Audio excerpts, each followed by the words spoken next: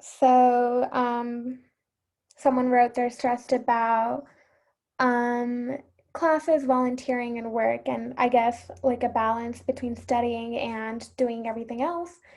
And how do you focus on studying in a short amount of time?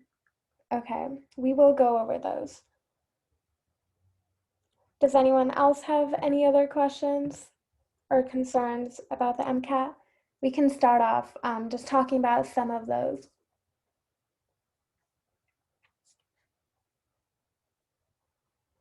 Okay, so for I'm assuming everyone's in school right now and definitely doing a lot of other stuff, even with online classes and balancing volunteering and work and school, of course.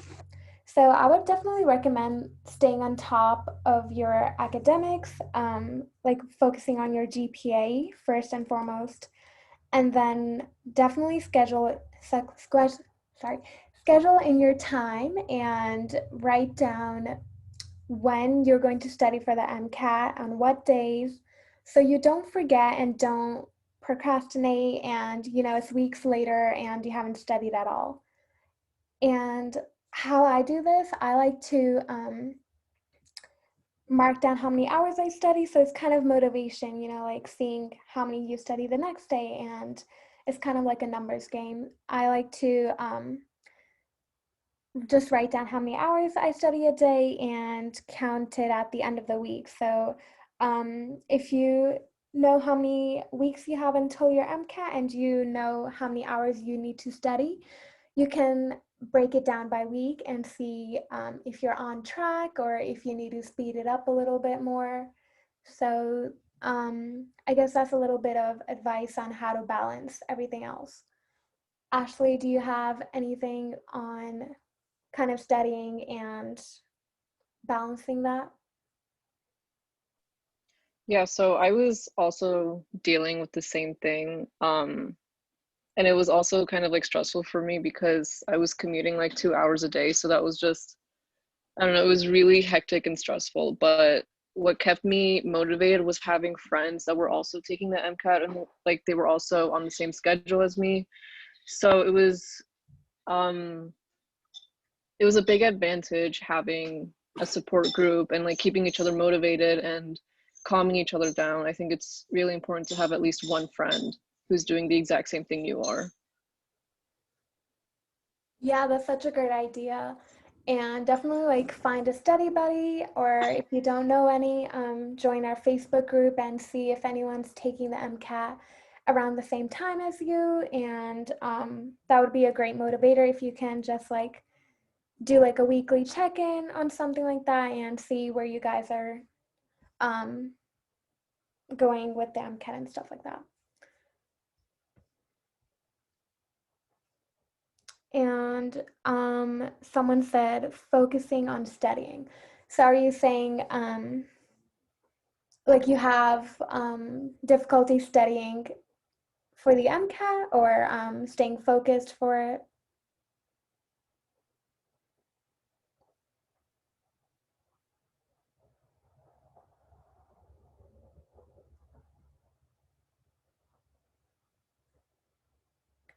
I guess I would address that by definitely making a schedule and knowing what you have to do in that week, what you want to do in that day, what chapters you want to finish, and definitely have like one day where you don't have a plan, but you can um, just if you like catch behind and you can uh, get caught up on that day with your MCAT studying. So if you wanted to delve deeper into a chapter, like maybe Fridays you like do practice problems and like watch more videos and hone in on your topic difficulty. So maybe set aside one day for that so you don't have to always feel like you're getting behind. So you have that one day to catch up and be okay. And yeah, so with classes, you just kind of have to make in time, you have to schedule in that block, like make it another class, I guess, like from this hour, I'm going to study for this chapter. Like, definitely schedule in blocks and chunks where you can study. And I like to use the app, like you've probably seen like those forest apps where you plant trees when you don't use your phone. So that's a good motivator to see how much you actually study, and it can help you keep focused as well. And if you have any other questions, feel free to definitely reach out to us, and make sure you look out for any weekly updates we have about our free resources. So the first thing you want to do is make an MCAT plan based on when you want to take it, and the AAMC gave out those dates, so you kind of want to start thinking now when you want to take it, and if you want to study over winter break or spring break, just plan those out right now. And then you want to start gathering your resources so you don't have to waste time later. Think about which books you want to use, which books have you used in the past that have worked for you, and if books are not your thing, maybe you want to get your content from videos. Khan Academy is a great way to do that, and I'm sure there's also other great video prep courses out there. And after you go through your content review, definitely do the AAMC material and UWorld so you have that practice. And also make sure you like have time for fun. You know, this isn't just a time where you're like, okay, I'm only going to focus on the MCAT and forget about everything else. Like, still try to stay in touch with your hobbies and your friends. You don't want to like just lose your health and friends for the MCAT. It's not that big of a deal. And keep trying to do like a practice full length every week, a couple weeks before your exam, so you know how to build that stamina up and be able to focus for that much time and take those breaks. So you really want to get into that mindset early on. Does anyone have any questions on this slide?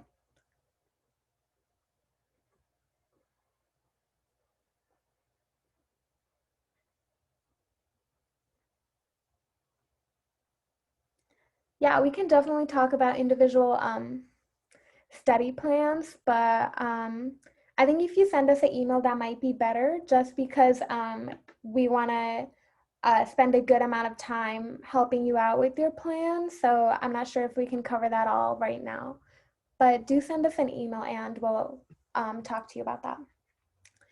So once you decide on an MCAT date, take a diagnostic test just to see where you are, what you need to work on, what is your weakness and strengths, and then plan out your schedule and the times you're going to study. This is really important because you know you need to schedule in all the times that you're going to be studying for the MCAT, when you're going to go to your classes, when you have work, when you volunteer. You have to schedule that in so you don't overbook yourself and you know you do have time to study for the MCAT. So if you see yourself not finding enough time now, and early on you might have to just study for longer and push your MCAT back than if you are not able to find at least around like 10 to 20 hours a week to study for the MCAT. Another strategy is to rotate subjects so the material is fresh. So maybe one day you can do biology and cover a chapter of biology and do like a passage for cars. And then the next day you cover psychology and sociology and just like skim over your previous chapter notes. So this way you don't just focus on one subject and you forget it by the time you start a next subject.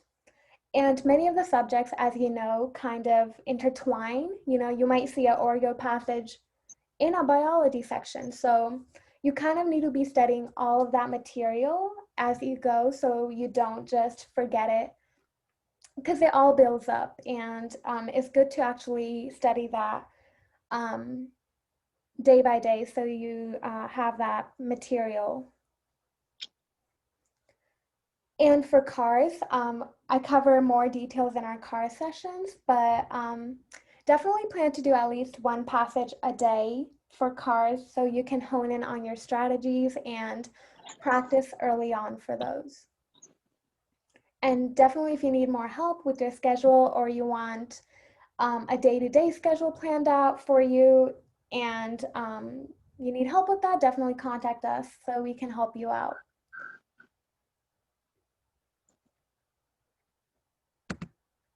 Okay, so the first phase we would say is content reviews. So you want to think about which books you want to get.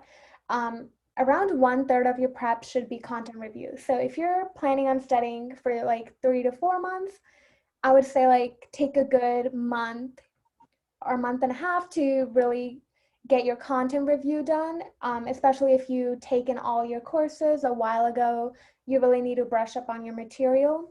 So take that month to read all of those chapters and get the material down.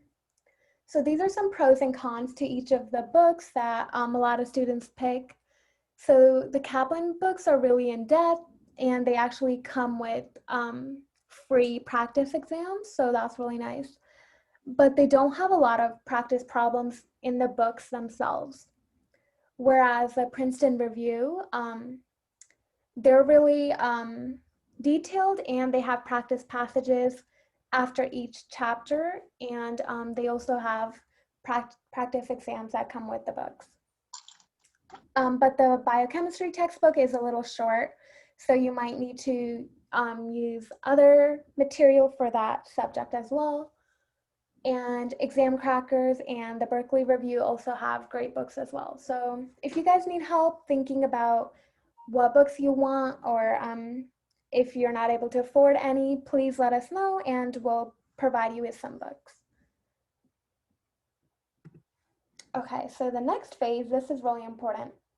So you want to keep, this is where you like start incorporating more practice into your schedule, and but also take some time for content review if you see that you're getting a lot of like maybe biochemistry, metabolism questions incorrect. You want to go back and read that chapter and review. So you're kind of practicing a lot and also brushing up on your topics that you're still getting incorrect. So a good resource for this is definitely the UWorld passages, because they have the material broken down by chapter, or sorry, by topic, and they have plenty of practice problems. So maybe if you're struggling in one different subject, you want to definitely do a lot of practice. For those, UWorld is a great resource for those. And as you've probably seen from our emails, we have a discount with them. So definitely you can buy it with that discount now, but you don't have to start using UWorld until you're ready. So you can activate it later. And if you don't want UWorld, you can definitely buy some other third-party passages.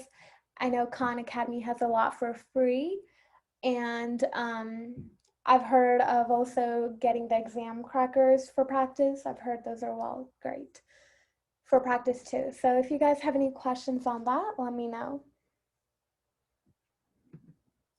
And phase 3 is practicing with double AMC material, because those are the previous material based off of exams and stuff. So, and double AMC is obviously writing the MCAT that you're going to be taking. So you want to see how they write their material and make sure you understand all their questions and answer choices so you can really understand how they write questions. And this is also great to see where you actually are, because a lot of the third party material is deflated, and some of their scores, their tests are really content heavy, whereas double AMC is more application based. So the scores are not always relevant to what you would actually get on your MCAT. So you want to make sure you're only using the double AMC scores to kind of really see where you are in your MCAT prep. Do you guys have any questions on that?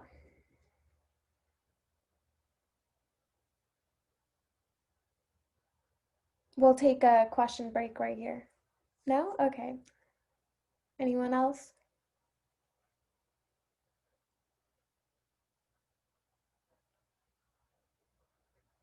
Okay, then.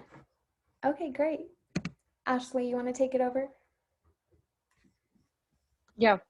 So once you've done your content review and you're confident about taking full lengths, there are some rules, or not, I guess rules, but like some guidelines that you should keep in mind when you're taking them. So the first one is to be strict about timing. Personally, I had a lot of anxiety when I was taking full lengths, and I kept pausing it to like breathe and, like, I don't know, catch my breath and try to like calm myself. But that was so bad because that just made me even more anxious about full lengths. So be strict about timing. Do it under realistic timing and testing conditions. So you want to take it at 8 a.m., which is when the MCAT starts, and you want to aim to finish at, I think, 5 or 6 p.m. is when it usually ends. So take the breaks that the MCAT gives you. You can choose to do it. I mean, you can choose to take breaks and you can choose to like not take the full break, but it's better to get in the habit of it. So like eat lunch when they give you the lunch break. And don't go over your break time. I also did this. Not a good idea. So time yourself, time your breaks, and make sure to get back in there when you're supposed to.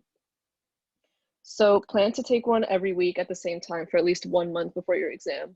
So what I did is I took all 4 double AMC practice full lengths like once a week before the exam. So I took it at the end of June and I spent all of June every Saturday taking the full length. I found out this was the best method because the double AMC full lengths are very realistic and the most similar to the exam, of course. So once you're done taking the full lengths, whether it be from a third party or the double AMC, it's a good idea to, or I guess I'll just skip to the last one since I already started that. So once you finish taking a full length, you want to spend the whole next day only reviewing that full length. And you want to analyze each question and I guess go like run it through your head, pretend that you're seeing the question for the first time, and then see if your answer changes and also analyze the explanation that the website gives you. So you also want to go over every question and answer choice even if you got it correct. So that goes with what I just said as well. And you also want to log your mistakes or questions that you were iffy about or questions that you got right, but it was just like a pure guess. So I'll talk about this more later, but you also want to make flashcards or Anki decks. I didn't use Anki, I used Quizlet, and I also kept like a journal, which I'll explain later. I just kept a journal of all the questions that I got wrong and also questions that I was like iffy about.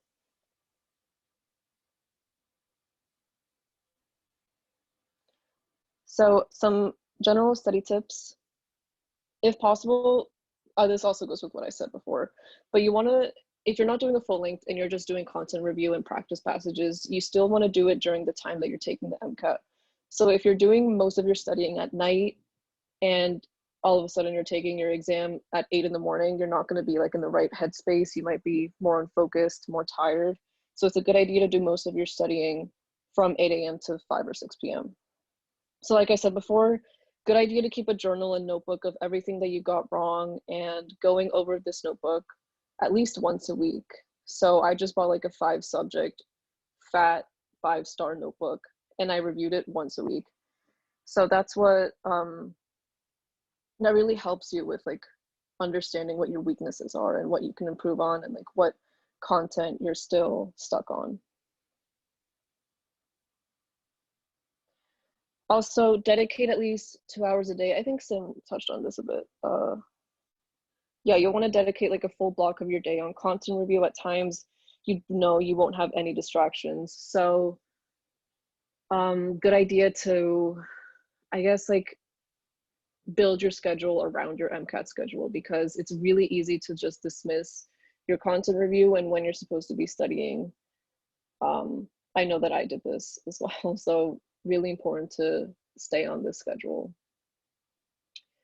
As for practice passages, this goes with Princeton Review, UWorld. Only do these practice passages when you're confident enough about the material so that you get the most use of the passages.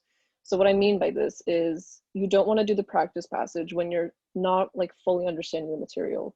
So if you go into a practice passage fully confident that you understand the material, then there's of course a higher chance that you'll understand the passage and you'll get 100%. So there's not an unlimited number of practice passages. So you want to treat these as a limited resource because that's what they are. And this isn't, oh, sorry. This isn't really a study tip. It's more like a test taking tip.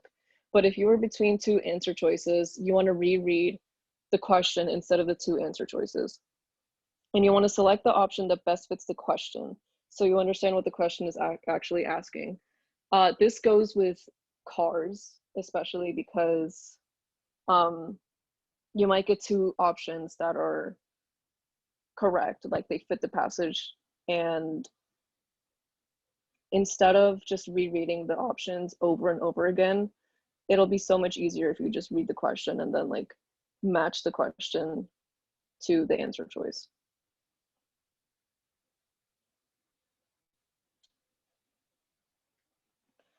Some more tips: if you don't know something, don't pretend you do. I don't know if it's just me, but for topics like physics or like general chemistry, there are some topics that I just annoyed me, and I pushed it off. Like I didn't want to review it, so I convinced myself that I understood it, and then I'm taking practice passages and I'm having the most difficult time doing it. So please make sure you're 100% confident about topics and materials before you actually do any questions.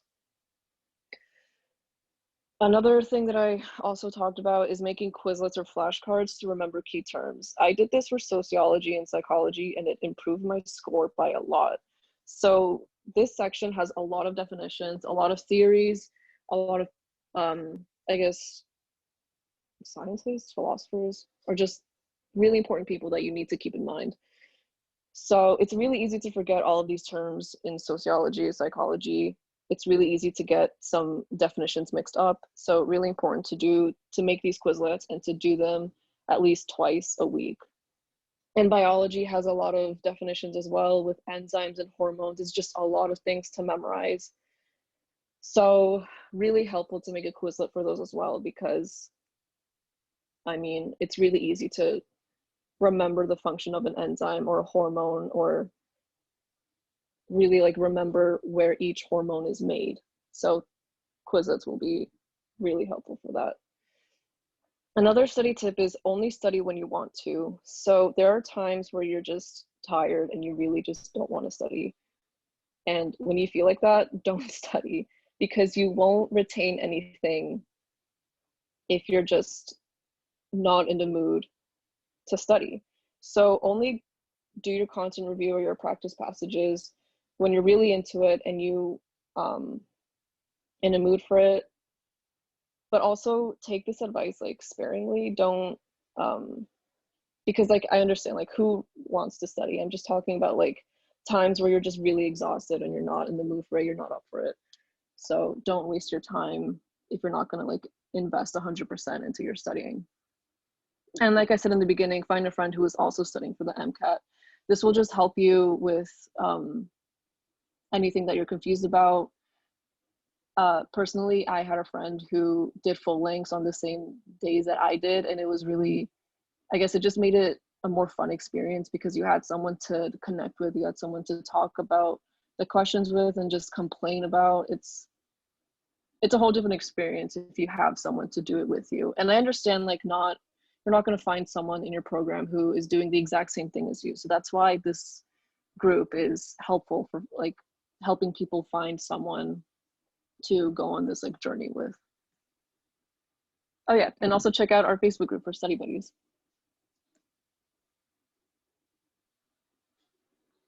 So as for biology and biochemistry passages, what really improved my score is following these like sets of rules. So you want to time yourself for 9 minutes per passage. You want to read the passage slowly and carefully. If you do this, then you'll have a much easier time answering the questions. You want to understand the data and how it supports the passage. So you want to ask yourself, does the data fit what the scientists expected? What are the implications of this data? You want to ask yourself these questions and like answer them in your head as you're reading the passage, so that you don't have to like keep referencing back to the passage when you're answering the questions. On passages that involve lots of molecules and mechanisms, I know on the actual exam, I got this one passage that was so complicated and they just threw a bunch of molecules and enzymes at me and I had no idea how to connect them. So I used the advice of making diagrams of mechanisms, and just having that visual representation helps so much when you're answering the questions. I saved so much time per question by making these diagrams.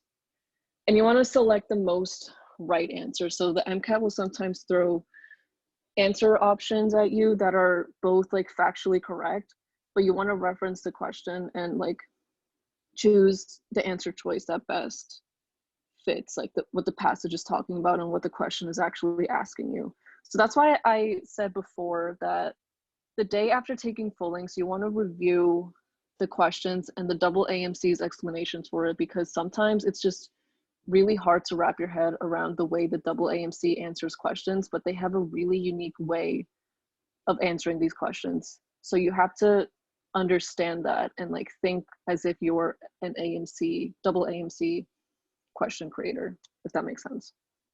So only flag what's necessary.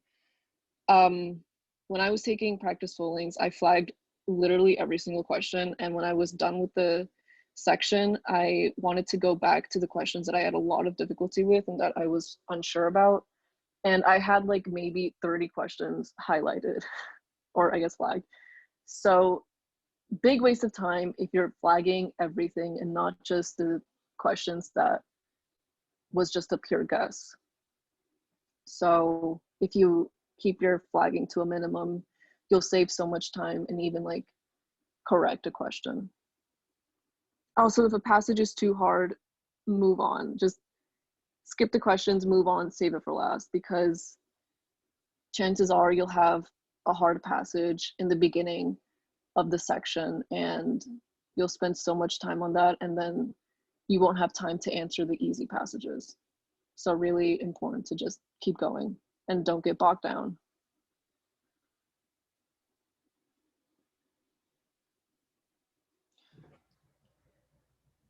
So, do you guys have any questions, or maybe we can break out into smaller rooms so Ashley and I can talk about more specific questions if you guys have any. Let us know what you want to do since we're a smaller group today.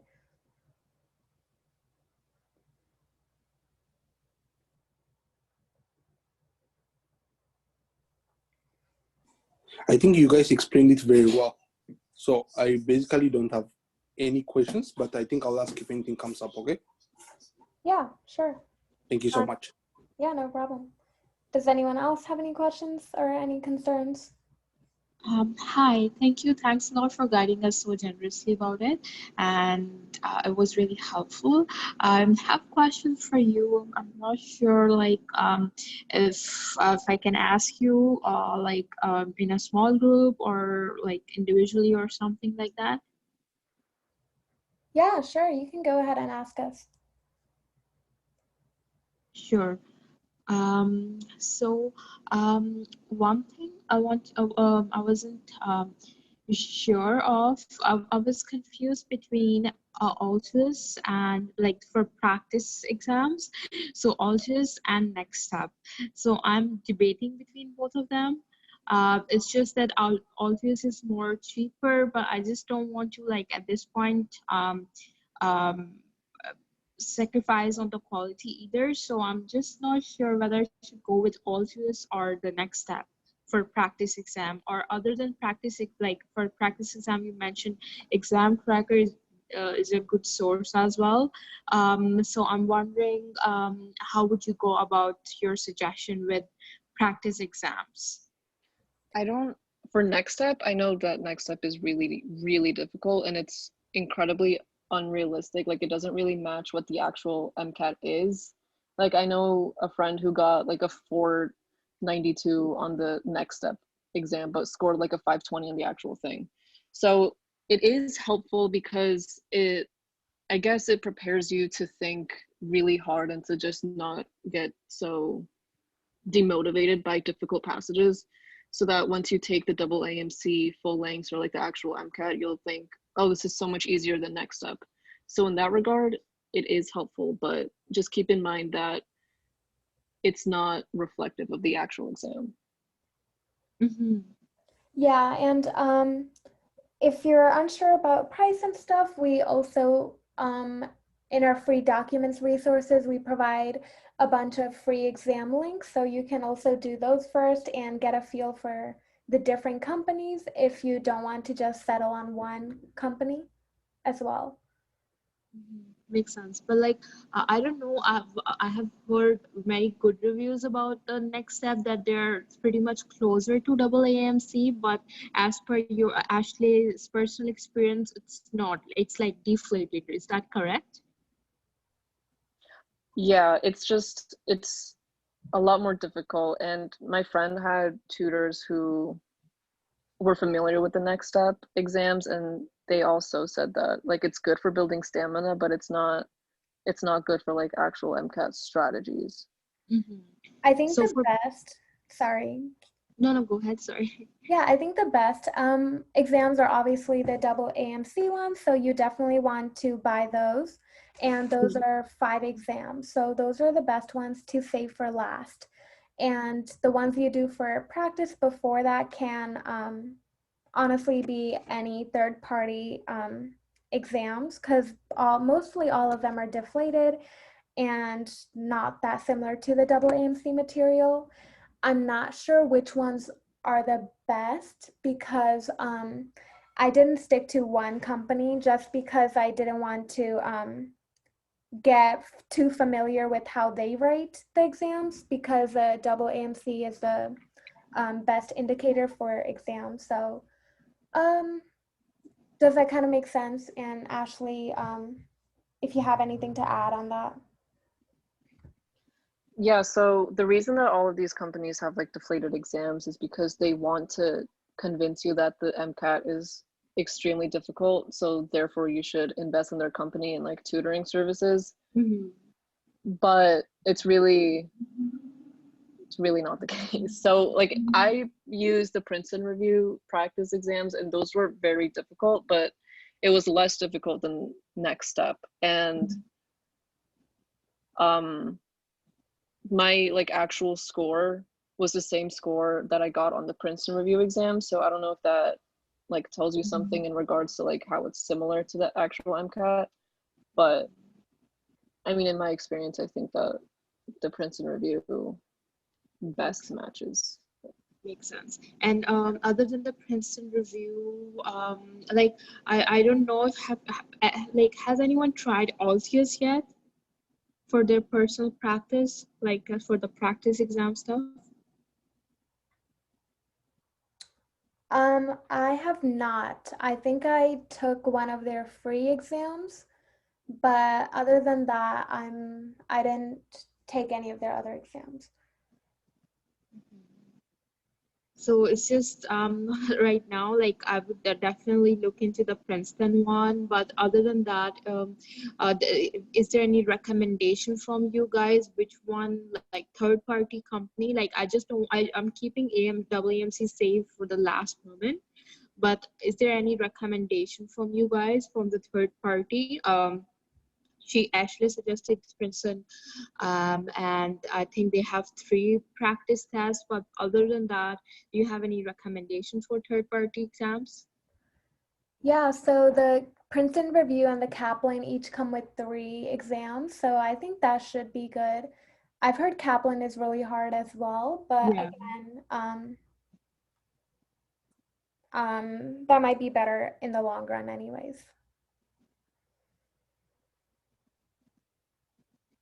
Yeah, but like I don't know, but Ashley might be like because she did those exams as well from Princeton. I've heard that Princeton and Kaplan are really content heavy exams, whereas AAMC is not that content heavy. It's like that's what I've heard. But like as Ashley suggested doing Princeton, so I'm hoping to do those since I have those, but certainly not Kaplan because of that content heaviness. But like I don't know, like I'm just like trying to figure out still for the third party sources. Right. I mean, you're right that the Princeton review is a lot of it's content heavy. But they do throw in some passages where they like where you have to be good at strategy. And honestly, it's just like I think everyone has a different experience with the exams. Everyone has like a different perspective and feel of it.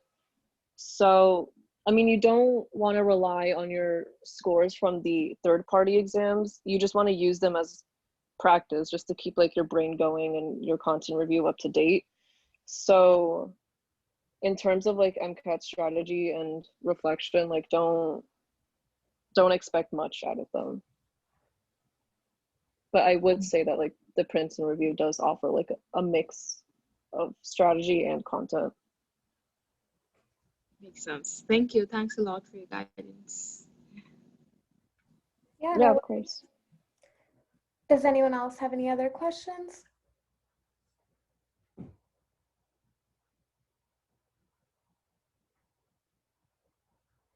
If not, you can always reach us at mcat101questions@gmail.com. And I'm going to send an email with the Facebook group, so you can join that as well.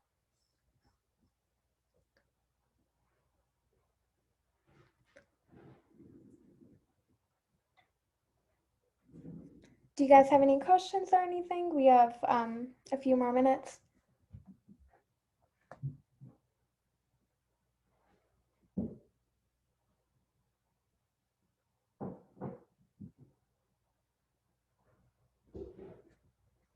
Okay, if not, thank you for coming, and please help us do the post survey just to let us know what we should be doing next.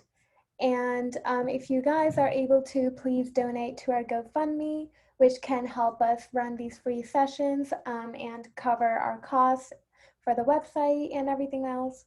So please share with your friends and everything.